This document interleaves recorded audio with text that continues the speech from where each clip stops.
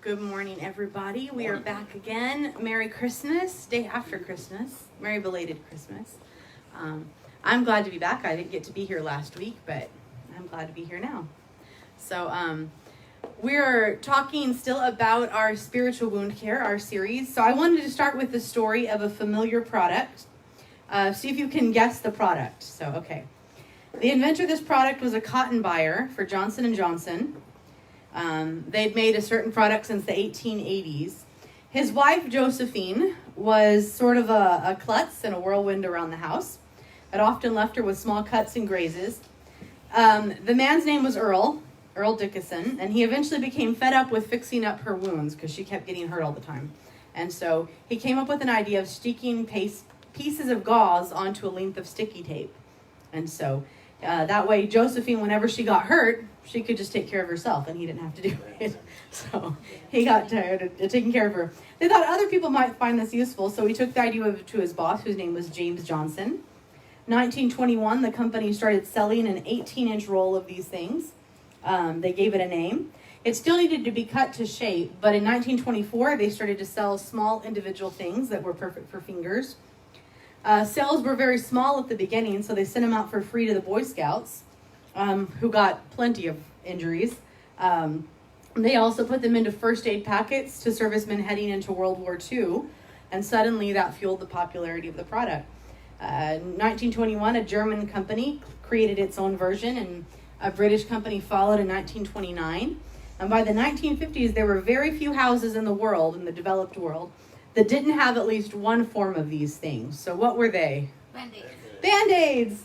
That was how Band-Aids were formed. Klutzy people. So my people, klutzes, we get hurt all the time. I'm very grateful for the invention of Band-Aids.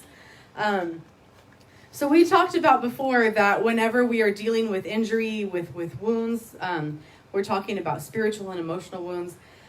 What is the first thing we try to do when we get hurt? We cover it, right? We cover it with our hand, with whatever we can. And when we get to the doctor, what do? They take it off, right? They take off whatever your hand, if it's mama, right? The person that's looking at it, you have to take your hand off. When you get to the doctor, they take off whatever you stuck on there, which is often a Band-Aid, right? That's one of the first things we'll put there. So this one, and then we talked about how the next thing that has to happen, you have to show the wound, and then in our lives, God cleans that wound. And the cleaning process can hurt, but it's so important. Well, then this is the next part, and this seems counterintuitive because the next thing that happens is that the wound gets covered up again. Now that seems kind of weird because we just uncovered it, but we had to uncover it for the cleaning to happen. But this is a different kind of covering. So if we think about that, you fall and you scrape your knee, eventually your hand goes right to it, you burn your finger on the stove, you immediately grab it, and then you squeeze it, you hold it there. So now that he takes care of the wound, he covers it up again. And the funny thing is that this is the part that we don't like a lot of times. We don't really want that wound to be covered back up once he's cleaned it.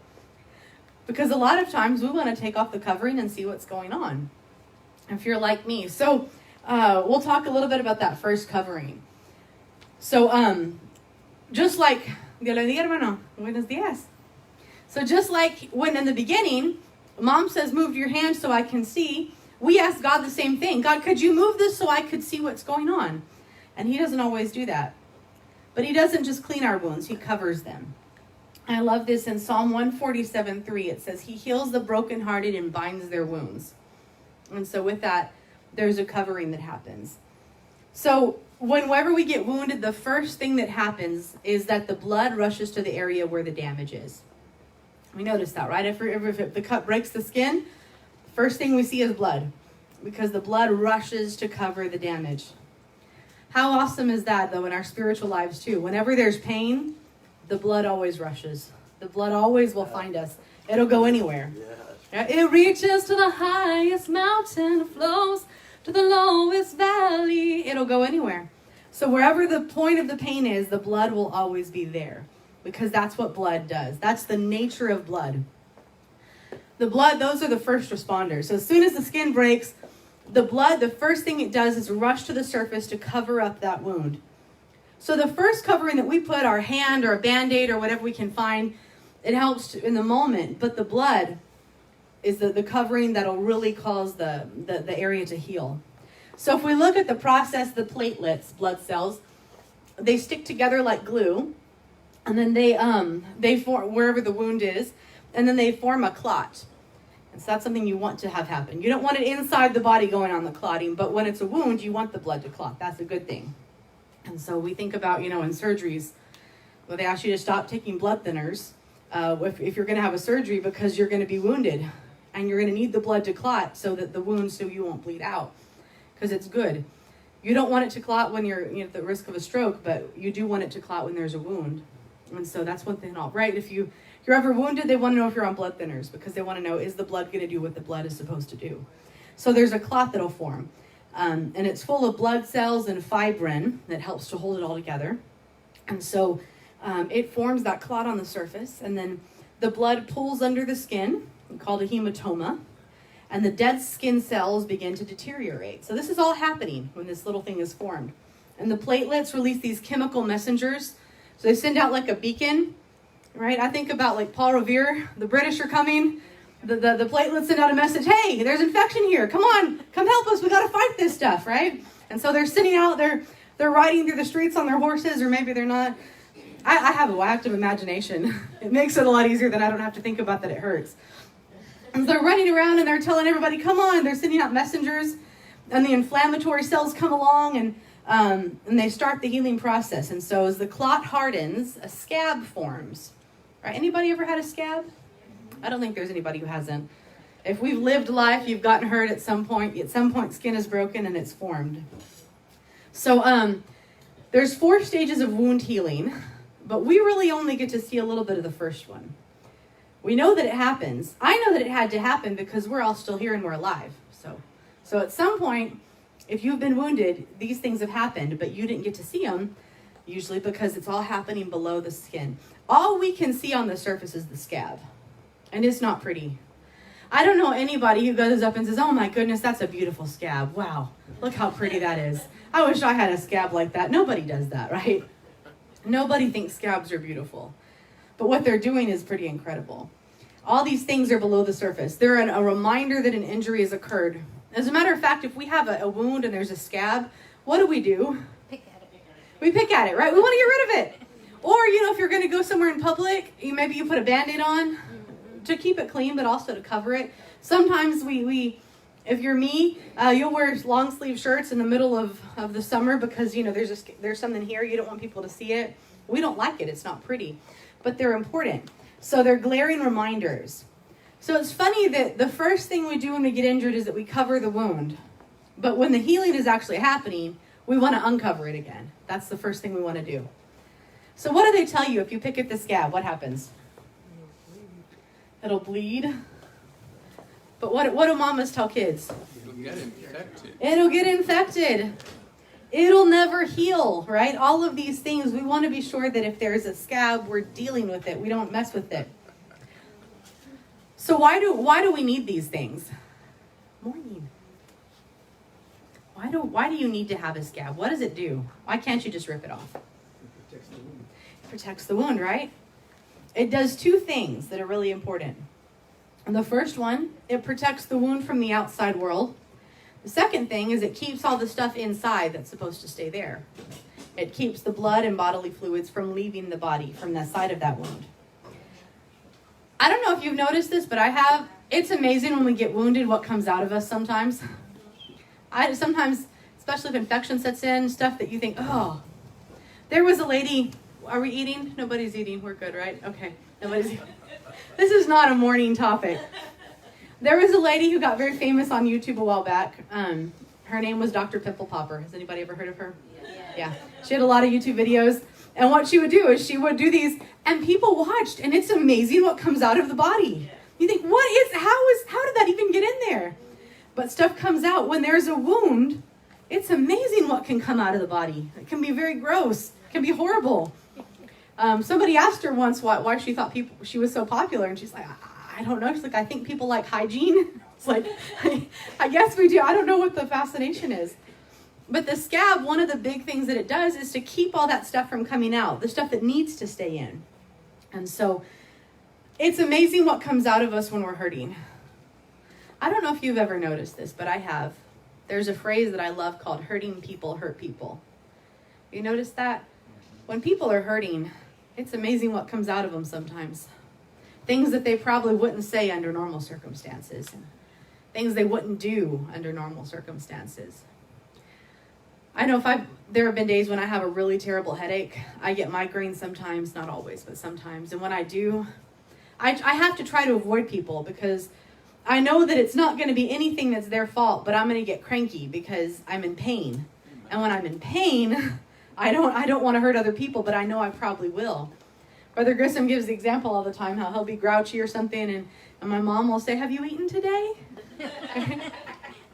Because that's not normal for him. He's not normally like that. But when there's something going wrong, something's going on, we want to deal with it. I saw this when I worked at the hospital a lot. When people were in pain, stuff comes out. There were pretty rough things. Sometimes there are blame that goes around that shouldn't be there. Because when people are dealing with grief, one of the first things they want to do is blame, because blame can help us make sense of situations. I saw a mom, one of the worst situations I ever saw, a guy got shot.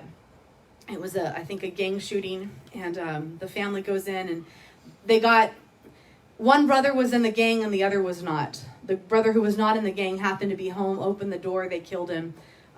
They shot him 7 times, left him on the lawn, and the mom was grieving, as you can imagine. The whole family was grieving. And the brother, the one who was in the gang meant to get, and they got the wrong guy, was sitting there. You could tell the grief, and the mom in her grief looked at him and said, "This is your fault.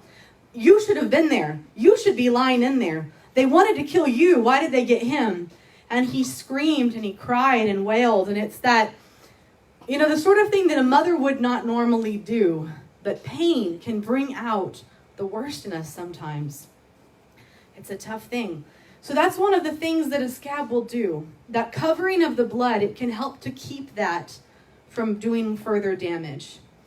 That's the beauty of the blood. There have been times when I'm hurting, and I know one situation where someone said something once and it wounded me and it hurt. And I really reflected and I thought, that's not really what he said that hurt me. It's that there was already a wound there. And what he said just kind of brought some stuff out. It wasn't him. And something in me wanted to lash out, wanted to say stuff, wanted to hurt him back because I could. But the blood came over and it said, "You don't want to do that. You don't want to hurt further." And something in it helped to keep that inside. And I'm so glad it did, because I think about what would have happened if I'd let that out. There would have been a ministry that was stifled. There would have been a relationship that might have been hard to repair.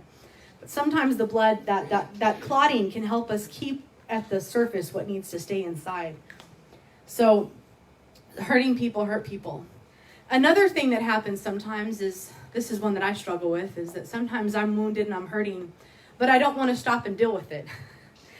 I want to keep going because I got stuff to do, and that slows me down. So sometimes we want to pour out when we don't have much inside, when we're hurting. Sometimes that protection there says you don't need to be giving right now. You need to take a little time to heal so that you can keep doing it in the future. Because sometimes we're losing vital things. They're pouring out and they need to be at work healing us inside. And that's kind of tough. Too much flows out of us sometimes. So I've had a lot of that where I've been in situations where I'm like, "God, I see so much that needs to be done. I want to do this. I want to go." But I pray and God says, "Not now. You got to wait." And I get so frustrated, and he says, "You're healing right now. I have a work that's going on, and you can't rip the scab away and expect it to heal faster. You've got to just let the healing happen, because I'm trying to keep stuff inside. You need this medicine right now." So the scab can protect the inside of the body from too much leaking out, too much flowing away when it doesn't need to be there. But the most important job of the scab is the one we probably think about the most, is that it keeps the outside world from getting in. That's an important thing, especially with kids, we notice, right? Kids are not the most hygienic little guys. Ever notice that? Kids don't really care a lot about hygiene, most of them, not naturally usually there. They get into stuff, oh my goodness. When I was working at an elementary school, or a pre-K, there was a little girl, she was so cute. She had some mental disabilities, and they had me monitor her. And if you've ever worked with like pre-K and kindergarten kids, jobs are very important. That's how teachers keep control. But everybody has a job. Like one of them is the line leader. One of them collects the pencils. Everybody has the job. And if somebody infringes on their turf, oh my word, it's like a gang war. You don't take away a job from a pre-K kid. They will have a fit. And so one of the kids' jobs was that after snack, he washed the tables down. And so he had his little rag and he was wiping the table. And the little girl I was monitoring, she saw that and she thought that looked pretty fun. But she had a cold and she'd had to blow her nose. So she had a Kleenex with her, and she had just blown her nose, and she looked at the rag that he was washing the tables with, and she looked at her Kleenex, and she looked at the rag, and she looked at her Kleenex, and glee filled her eyes, and she got her Kleenex with all the stuff on it, and began to wipe the tables down with it. Now, I should have intervened because I was supposed to be watching this kid, but it cracked me up, and I was laughing. The teacher saw it, and horror crossed her face, and she said, "No!" And so we had to sanitize the table and do all kinds of stuff because kids do not always care about hygiene. It doesn't occur to them. And so one of the things that the scab does is it keeps the germs at bay. Because sometimes we're doing stuff and we're not really thinking about keeping it clean. And so it'll keep out the rest of the world. And that's an important thing. There are times when, again, we want to take that off. But God is saying there's stuff that's trying to come in, and we don't want this to come in. I know one of the first things that'll come in when we get those deep emotional wounds, bitterness is one of the first things that'll try to invade. Because bitterness, it's a temporary relief. In a moment, you feel there's something in you that feels good. The hurting stops for a second, actually, when we get bitter. When we blame people, when we're mad about it, hatred, all of these. In the moment, for a second, it can actually feel kind of good because you're indulging a part. It hurts not to indulge it. That idea of, I don't want to dwell on this, that's hard to do. But then when we indulge it and we let it happen, it's easier. Someone actually, I think I love the quote, they said that hatred is, and bitterness and all these, it's like you have that person locked in a cell inside your mind. And when you get upset, you take them out and you beat on them for a while and stick them back inside. It's really descriptive, isn't it? I've had moments like that where there's a situation that just doesn't seem to heal. A person I just can't seem to forgive. It's what unforgiveness does. And it's like they're locked. I keep them locked in my mind there. And when I get mad, I pull them out and I think I lash all the stuff I wanted to say to them. All of the hurt that's inside of me that I can't say, I tell them and then I stick them back in the hole because I might want to do it again later. It's a thing that happens. Bitterness can get into a wound. It's descriptive. I thought about it, and forgiveness, though, is when we open that cell. Not for their sake. That's the beauty of it. I've learned a lot. This year's been my study of forgiveness. It's not that they deserve it. It's that we deserve not to hold on to it. Because when you're locking them in that cell, really we're locking ourselves up with them too. We're all locked in there together. It's like, for me, what it does is that unforgiveness is it chains us to a moment. But we deserve not to have to stay anchored to that. And it's like we're trying to move forward and we've got this chain that we keep carrying with us. So unforgiveness doesn't just let them off the hook. It says, I refuse to let my life be defined by this one thing. I'm going to let that go. And that's the beauty of it. So the blood, that scab, that covering there, it keeps all of the outside from getting in. It keeps the bitterness from getting in. That's the beauty of it. It keeps infection from getting in. We've talked about the danger of infection, what it can do.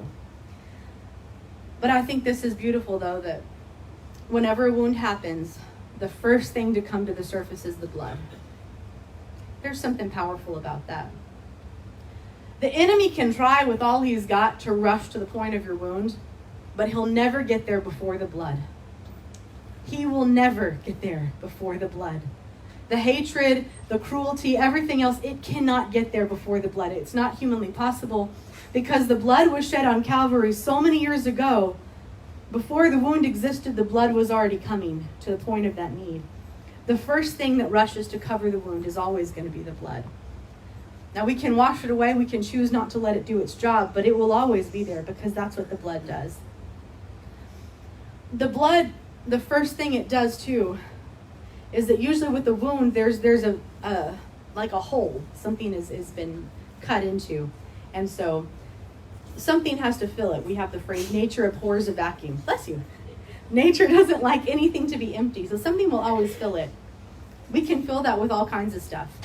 And that's one of the reasons we clean a wound, right? Because something else can get into that place where it's supposed to be filled with blood. But the blood is what will fill it.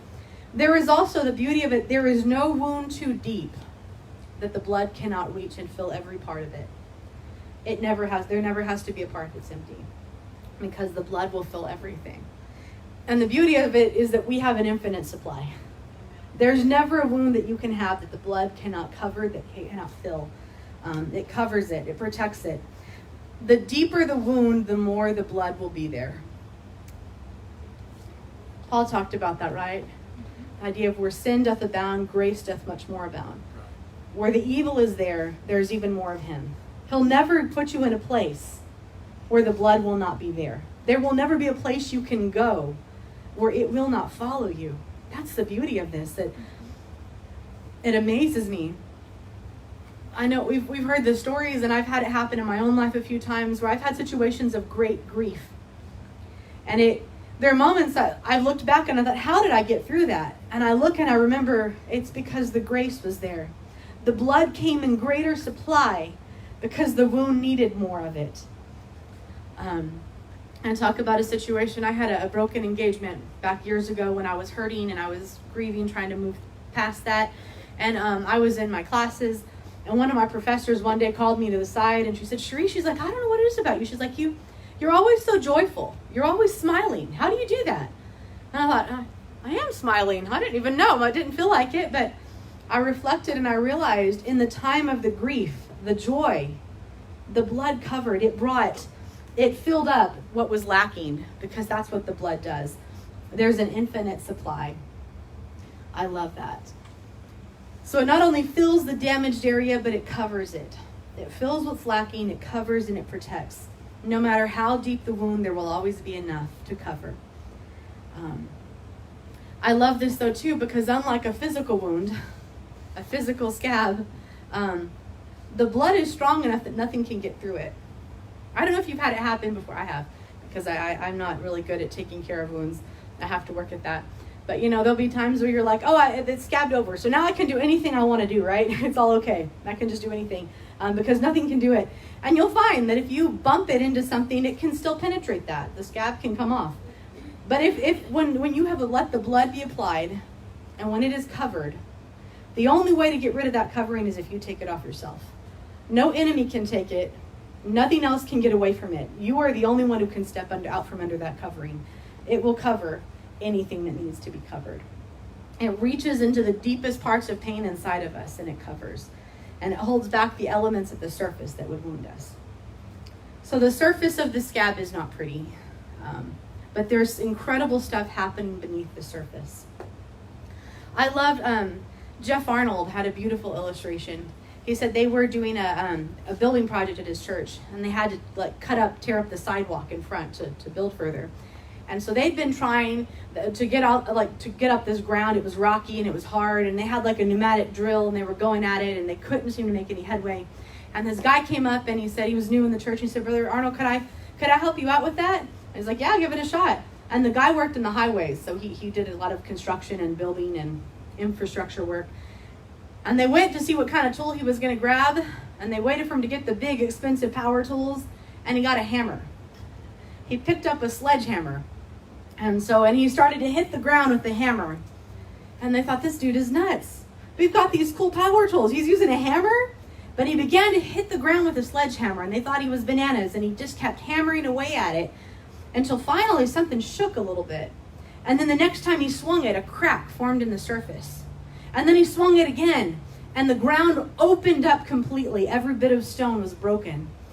And they were shocked, and he said, what happens is, the hammer, when I hit it, it sends vibrations down to the core of it, and it begins to break up at the center. And he said, you don't see anything on the surface, but what's happening is the rock is breaking apart from within, until finally the vibrations between going down and coming up meet, and it splits open.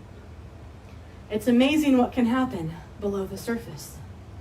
He said in that moment, he was reminded of the verse where God said, Did I not say my word is like a rock that breaketh, or is like a hammer that breaketh the rock? It's pretty amazing. So sometimes I think about this a lot. There will be things that the surface looks the same, but there's stuff going on inside. And sometimes there's that hammer that's going and it's breaking apart all that stuff. And it doesn't seem like there's anything happening, but God is doing a work inside. We sing the song Waymaker, and I love it. And there's that line that says, even when I can't see it, you're working.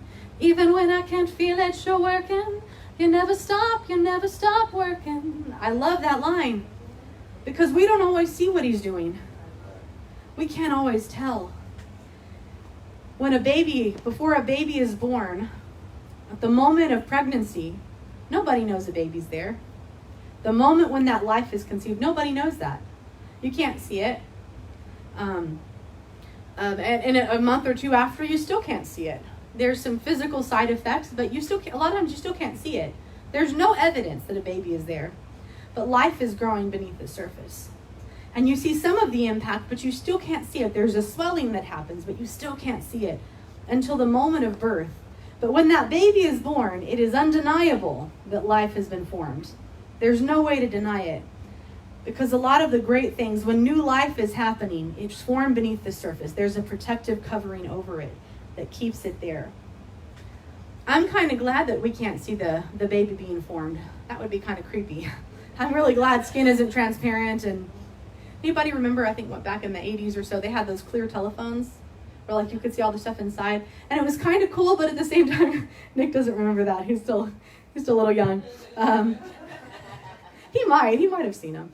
But all of that, I don't know, to me it was always, I liked the mystery. I didn't want to know what was going on. I just liked that when I turned it on, it worked. It was a little bit weird to me but there was something about it that keeps all that protected and hidden. I know too, I'm tempted to mess with it. Not everybody's like me, but I am. If I can see all those wires, I want to mess with them. I want to see what happens if I pull this wire.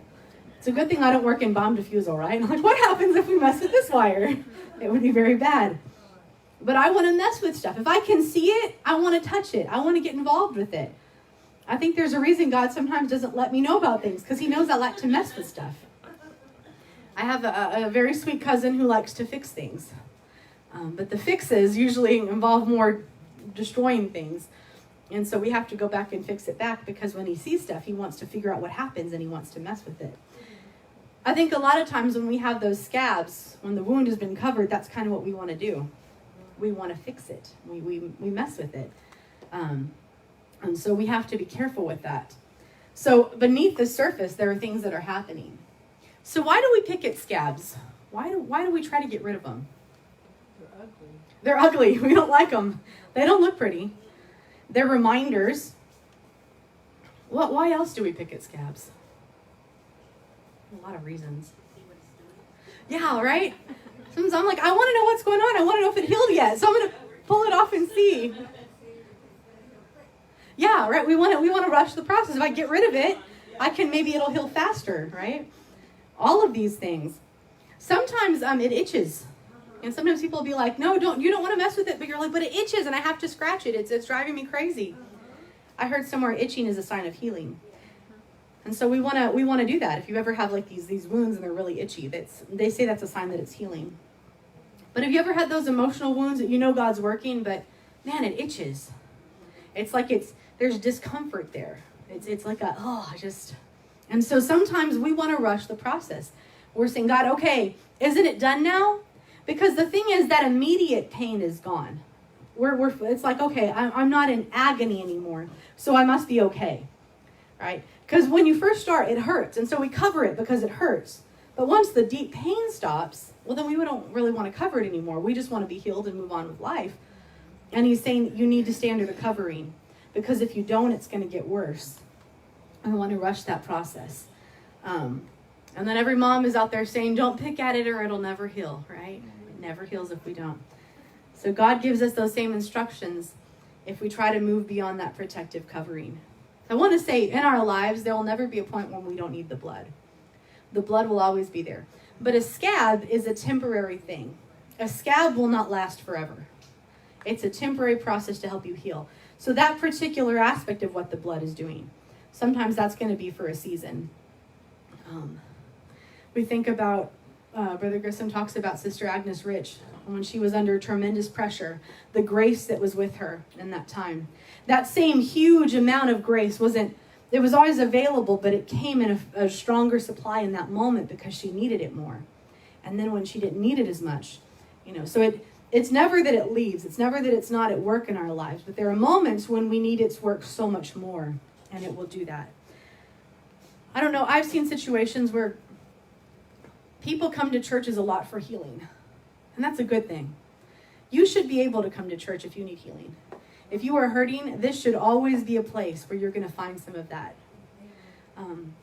A church should never be a place that hurts you more. That shouldn't happen. Sometimes it does because there are people.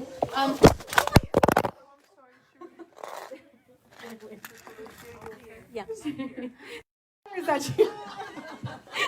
We're still going. Amen. So we're good. So for anyone, we did have some people watching online, so the camera accidentally fell over. That was an object. We planned it. We planned the whole thing out. That was what was supposed to happen. So Sister Lucy's, but she's in a place to be healed because she's in church. But a church should never be a place where hurt happens. We should be able to find healing in churches. It's a good thing to have. We need that, and that's the beauty of it. But there are times when God will move us into a place where we go for that healing, and people will feel better in the moment. Yeah. There'll be a bandage. Have you ever noticed when you're really going through something and you worship? Oh, when you really worship, that does something, doesn't it? Yes, it does. You walk away feeling better.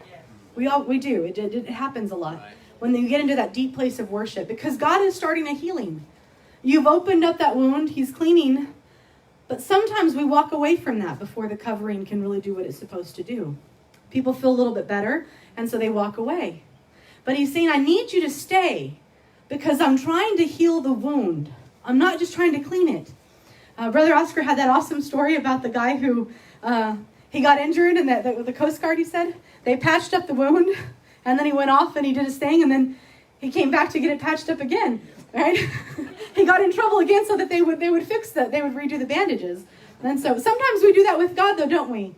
We get a little better, and then we walk away until we get hurt more, and we ask him to come and just change the bandage. That's not what he's out to do. God isn't out to just change your bandages. He wants to heal the wound. And sometimes we walk away from that before he can do it. We just keep coming and saying, clean me, clean me. We keep repenting. And we always want to repent. Repentance makes you feel better. It cleans out the wound. But he's saying, I don't want to just cleanse you. I want to give you my spirit. I want new life to come. I don't want you to stay in this place forever. And so it's so important. But that's what that covering does. That's why we stay in the church, why we keep coming. Because sometimes we feel better, but he's saying, I want you to stick around. I want to heal you completely. I've noticed this happen sometimes with people that they'll come to church and then they'll feel a little better and then they'll walk away. Like, I'm better now. I don't need it anymore. But he's saying, I just cleaned it out. We haven't healed the wound yet. And until we heal the wound, you're just going to keep coming for cleansing. Paul talked about this too. He said that, sometimes you're like babies. I just have to keep giving you milk. I want to give you meat. You should be growing maturely and spiritually and maturing. But all I can give you is milk because you're still babies. God has so many better things, but sometimes he has to keep focusing on healing the same wound because we pick at the scab before the covering has let the whole healing happen. But let's look at what happens if you leave it alone. What happens below the surface? So one of the things that happens is that there's new skin. The old skin cells are being eaten away. So all that stuff. Has anybody ever had it happen where we have these wounds and the same stuff comes to the surface every time? I've had it happen. Sometimes there'll be a new wound. Somebody will hurt me. And it's not just that one thing that hurts. It's that new little hurt connects to like 1,000 old hurts. And the moment that hits, all those old things come to the surface. And the enemy comes and he says the same things and the same lies. See, that's what God wants to do. He wants to heal the deep wounds. And the beauty of it is that there will always be new wounds because we have people in our lives, and people, whether they mean to or not, sometimes they hurt us. But he's saying, if I can help you with those deep wounds, then we just heal the little wound. We don't have to kill the deep one every time. We don't have to clean it out every time. And so those old skin cells, those old cells that are messing with it, he can get rid of it. And those things go away. He also begins to heal other things. The new skin is being formed. It's coming together. All of these beautiful things happen if we'll just let him do the work. And we'll let the covering do what the covering is meant to do. God removes the covering when the time is right. And his timing is always perfect. And the song, he's an on-time God. He may not come when you want him, but he'll be there right on time. There's never a time when he's late. And so if the covering is staying on a little longer, I don't have, Brother Grissom has a, but he's got his suit on. You can't see the scab. He got injured. It was a great object lesson, but he always comes to church in a suit, so you never get to see it. So he did it just so that you could watch the process along with his lesson. He did not. But it's been interesting though. We've watched. Now it's looking better. I don't think he's picked at it. I think he's been good. It hasn't messed with it too much. He's done it in secret if he has, but he's, we watch as a wound heals little by little, and then the thing with the scab is that it comes off on its own when the time is right. So they say. I haven't witnessed that as much as I should, but it starts to come off on its own because it knows. And that's the thing, God knows there'll be a moment when he's going to remove that barrier and say, okay, we're ready. Now you can move into the next thing. But we never want to rush the process because when he covers it, that's the beauty of it. When mankind sinned, we go back to Adam and Eve. When sin entered the world, he was wounded for the first time. Adam felt that pain of separation from God. And if you remember, what's the first thing he did? He hid. He covered himself with fig leaves. He hid. Mm-hmm. And God found him. But then God brought about the covering. Right. God brought the one that needed to happen. He brought a temporary covering, though. There was an animal sacrifice, and it covered them for the time. And it was more permanent. It did a better job than the fig leaves. Me holding my hand over my knee is not going to work forever. At some point, I'm going to have to move my hand. So there's a more temporary. There's one that lasts longer. A scab lasts a little longer. It does a better job than my hand would do. But God already had a plan. Calvary was already in the works. It was already in his mind. Because he said, animal sacrifices will only cover sin for a time. They'll only do the job for a time. But what I have is something so much greater. The blood that I'm going to shed will cover all the sin before, will cover all the sin after. Before you can think it, it's covered. This covering will last. And it will be with you forever. You never have to worry if you'll just stay under that. So thank God for the covering today. Thank God for the blood. Woof. Amen. It washes, it cleanses, it covers. It can do everything. Thank God for that. So praise the Lord. Thank you for joining us today. Come back over.